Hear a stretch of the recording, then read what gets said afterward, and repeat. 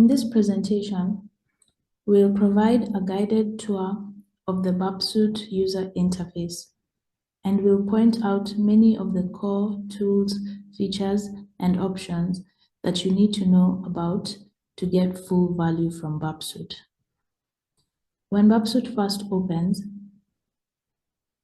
you see the project launcher here.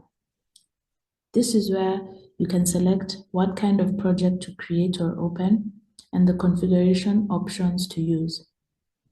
So for now, I'm just going to launch a temporary project, and I'll use Burp's defaults.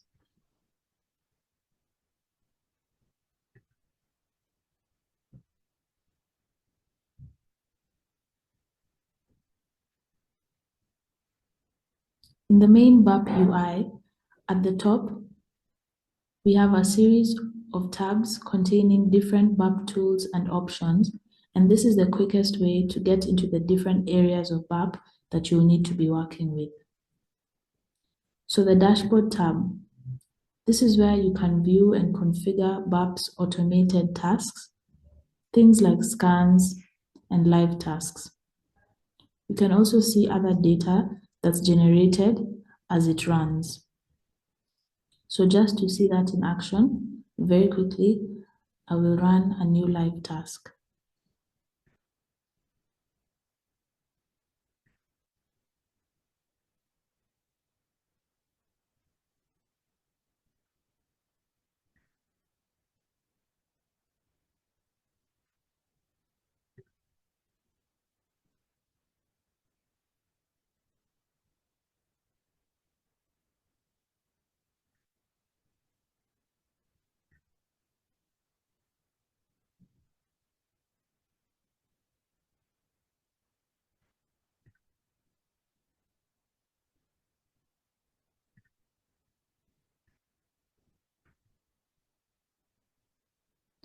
And here is our scan that we have just run.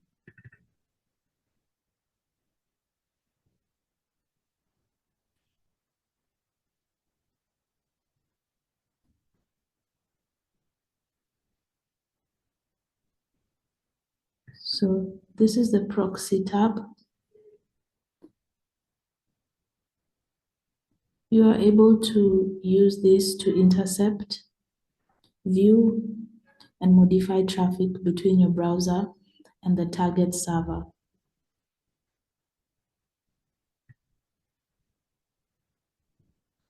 You can forward or edit different responses, view all the requests or responses that have been made, view your WebSocket history, and control all the settings that fine-tune the behavior of your proxy.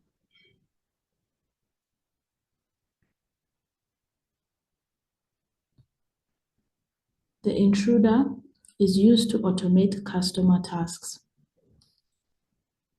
For example, you can send a request into intruder from elsewhere in Burp. For example, proxy history, and by sending it to the intruder, you can configure it to your needs. The repeater is used in testing to reissue an individual request. You can also modify it and resend it over and over again.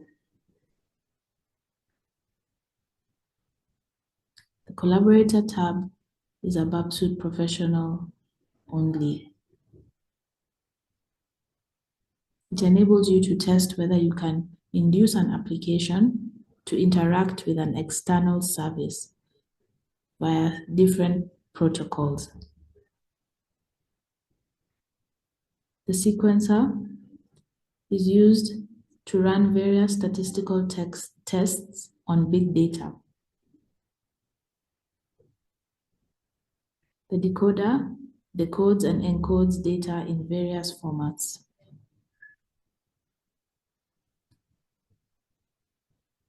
The comparer, it can do a word or byte level comparison between different items of data. For example, two similar responses can be differentiated by the comparer, and it highlights the differences between these responses.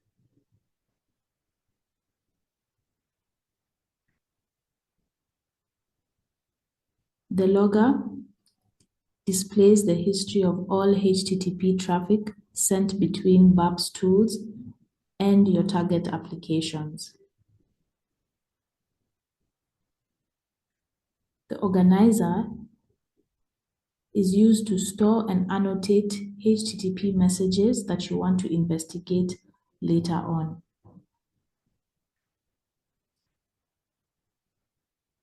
The Extensions tab is used to customize Burp's behavior, and you can do this by loading Burp extensions either from an API or from the Burp store.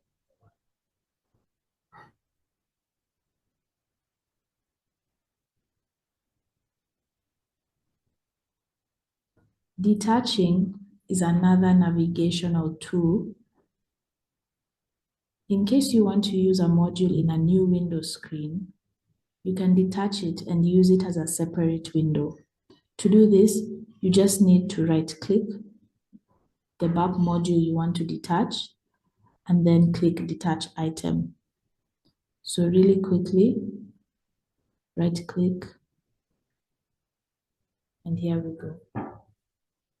Thank you so much for your time and patience in this presentation.